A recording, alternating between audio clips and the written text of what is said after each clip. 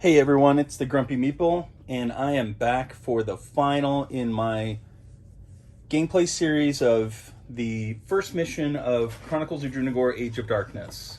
So, just in the interest of transparency, I always give it to you guys kind of raw. I already did this, and I already filmed it, and it was pretty good. And my own kind of idiot ineptitude in how to film this stuff or work an iPhone camera apparently resulted in it not capturing, or I deleted it. I'm not sure. So I'm going back and redoing it so that y'all can see what happened and so that I can move on. So that's why this has been a little bit delayed, is because honestly getting the motivation to come back and redo this, which I just did. I already had the second mission set up on my table. I was ready to go. It has been difficult. But I'm here. I know there are people who wanted to see the end of the adventure here, and so I am committed to delivering that. I will be probably kind of skipping over a few things in terms of the end game, because I already chose the items I want, and I'm not gonna pantomime like I'm thinking through it for you guys for the upgrades and such at the end of the mission. But other than that, this will probably be, very much the same as the first playthrough was. So let's do it. Okay, so the first thing that needs to happen, and this needed to happen during Pietro's turn actually, is he needed to get all his cubes back and take a curse because he spent them all. So it's gonna get a curse cube, and you put it on Protective Psalm. He's not gonna need that again. Next up, we've moved the initiative tracker to Vorn. Vorn has a yellow and a blue cube left, and so he's going to try to kill at least one of these skeleton archers. So the first thing that happens is he takes a damage from the poison, but he has a shield token, so he soaks it. And then let's see, what ability is Vorn going to actually use here? He doesn't really have any ranged attacks. So I think he's going to start by... This skeleton archer has 3 hit points left. This one has 2 hit points left. But, so Vorn's just going to move. He's going to kill the one with the most hit points, and then the idea will be Pietro will finish this guy off and then interact with the item there. So Vorn's going to move 1. And then he's just going to do his guarding strike.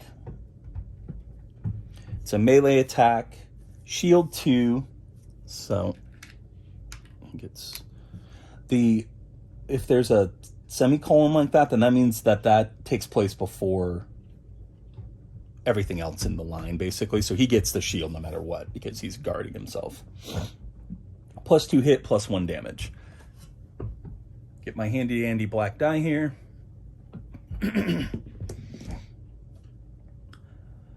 He rolls a 13. Definitely enough damage to kill the skeleton. So he's doing 4 damage, 3 on his weapon, 1 for the plus, and he gets plus 2 hits. So he's hitting 15. He only needs a 7 to hit with the weapon. So yellow skeleton is gone.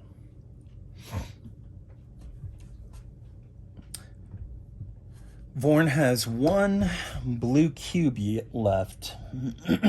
And honestly, I'm just not sure he can do much with that. Because he can't move. He already spent all his movement. He's just going to forfeit the rest of his turn. He can't really do anything anyways. So that'll be it for Vorn. Next up, we've got the skeleton archer. So, skeleton archer is going to activate. He is going to be doing his attack, which is range 1. So currently Pietro and Vorn are range 1 away because they are 1 area away. Multi-shot 2, poison 1. So he's going to attack both of them basically, but he's going to do it with just 1 roll. Or actually, they don't roll, sorry. That would be if you were doing it. So he's doing 3 damage to each of them. And they have the opportunity to soak it. So Pietro soaks it with his plate armor. And Vorn soaks it with Divert, which brings all his cubes back to him. And he takes a curse, which he's going to take on this Divert. And that's it for the Skeleton Archer. Pietro's turn. He is going to Zealous Cleanse. Actually, Zealous Cleanse is it shows it as a melee attack. That's odd, or a weapon attack. But it's still a ranged attack. Yeah, he'll do Zealous Cleanse. Heal 1 and Cleanse 1 plus 0 hit. So he's going to heal. Oh, so first of all, he takes the damage from the poison. Takes him down to 7 hit points. But he's Jealous Cleansing. It's going to take him up to 8. And he's going to heal his own curse. And then he's attacking. Gets a 16, which triggers Beacon of Life. Whenever you roll 16 plus, heal 2. So he'll heal 2 more. And he will do 3 damage to the Skeleton Archer, who only has 2 damage left. And so he dies. Their card gets removed from the initiative track. Pietro moves and interacts with the item there, the interaction point. Okay, so here is the interaction book. And basically what I get to do is I get to decide what I'm going to do next. So I can decide to take the knife from her hand. I could take them to Blackriver Village, try and calm her to obtain more information, or try to talk to the girl. I'm going to talk to the girl. So that's going to be number 36. And the results of that are going to be in the adventure book, I believe. And you just find the number. It's actually pretty easy. All right, try to talk to the girl. So it says, the woman sees you moving towards her without weapons raised and throws the knife in her hand in a corner while she hugs her daughter close and sobs. We need to go to a safe place, she says. The woman stands up and starts to prepare a shoulder bag with some things for the journey. She asks you to keep an eye on the child. Not knowing what to do, you kneel down and try to talk to the girl, who slowly stops crying. You see she is holding something tight in her hands, and when you ask her about it, she shows you an amulet. It protects me from the darkness, sir. Take it. It will protect you, too. Write down the Amulet of Light status on your campaign log. Whenever you want to during your turn, as a minor action, you can destroy up to 2 darkness tiles on the board. Erase this status from your campaign log after you perform this action. So, my campaign log has gone over here. Yeah. And so you can see for Pietro, I already wrote down Amulet of Light, clear 2 darkness. Okay, so finally, we go back to the adventure book and we kind of see what we got for completing the adventure. Here's the storyline. The deed done, you return to your frightened and wild-eyed horse. You calm him, but your own mind races. From where did those creatures come? What dark cult would bring the dead back to life so far from the putrid swamps and ruins where they are normally confined? And what is this darkness that they invoke? There is no simple answer, and as twilight approaches, you ride hard for the Jihan camp you passed by this morning. Perhaps they will have a clue of what is happening, or at least hot food and a warm fire for the night. The adventure ends here. Proceed to the camp phase and read after the adventure at the camp. Okay, so you arrive at the place where the camp should be, only to find an empty clearing, the ground torn up and tracks of carts, animals, and people, all headed towards the road to Umbral. In the center of the clearing, there is only one dusty old tent. As you come closer, an old man in ragged, dirty clothing emerges. Hello, traveler. I'm afraid you've come too late. The camp has broken and the people fled. To Umbral they are headed, and the promise of safety and a way out from all of this. He gestures around at the darkening trees. Darkness has come to these woods, and the people are scared. When he sees the worry in your eyes, the old man smiles. Do not fret. Juliet, that is the woman you saved. She arrived in time. She is on the road with the others, and safe for now. There is good in your heart, traveler. You left your path to aid another, and such acts of kindness and mercy make me hopeful and thankful. I have little to offer you but a place to rest for the night so you can continue your quest. Much, I fear, depends on you. So for rewards, reveal all cards from the level 1 equipment deck. Each player can choose one equipment card. All the leftover decks now form the previous camp items deck. So I did this already. And I chose for Vorn the Light Thorn Mail. Thorns, self, so it's a reaction, self, prevent 3, retaliate 2. So if he uses his Thorn Mail to soak damage, he does damage back, which is awesome. He would have, potentially killed. And it doesn't say anything about there being a range on it. It says self, but nothing about a range. So I assume it can thorn a ranged attack as well. And then for Pietro, I chose the Amulet of Loss, which is a trinket. Recalling. Self, recall up to 3 other action cubes. This, to me, sounded really powerful. And so I went ahead and chose that. In terms of the camp phase, the steps are as follows, and I just kind of skipped ahead there, but we'll circle back to it. Remove all condition and reminder tokens from your hero board unless stated otherwise. Poison, burn, bleed, focus, shield are examples. So the focus, the poison, the shield, and the poison all go away.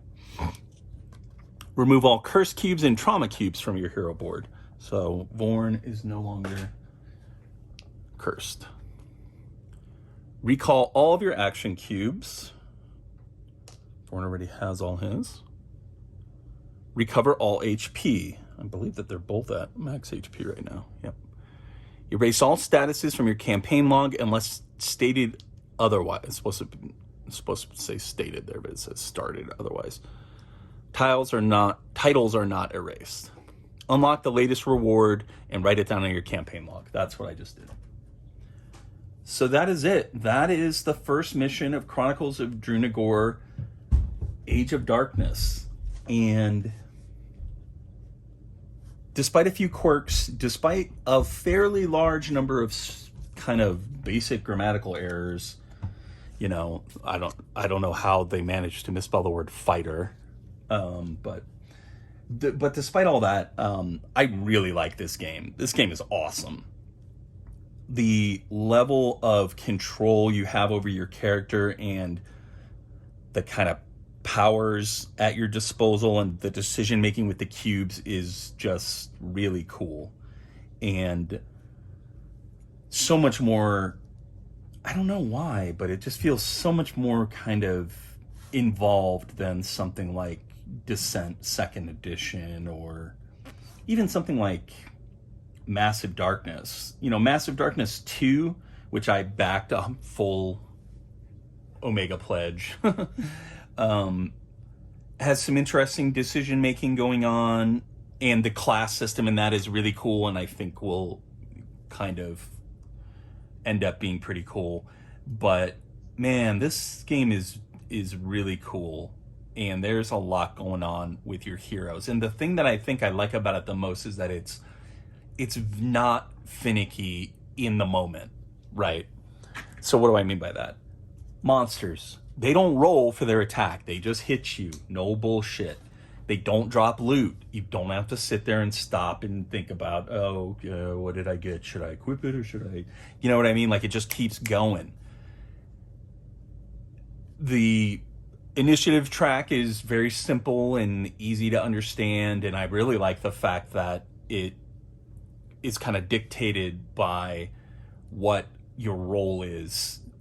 So it totally makes sense that the defender, if this were World of Warcraft, he would be at the front of the party, right? And your healer would be back here. which is where he is. He goes last in terms of him, and the striker go last in terms of heroes. So your striker is going to be your ranged DPS. Very cool. Some really cool ideas going on here. So that's it for this mission. The next time we will be starting the second mission, which is called The Missing from Blackriver. So the Blackriver adventure continues, and we'll see what our heroes get into next time. Hope you enjoyed this. I will talk to you later.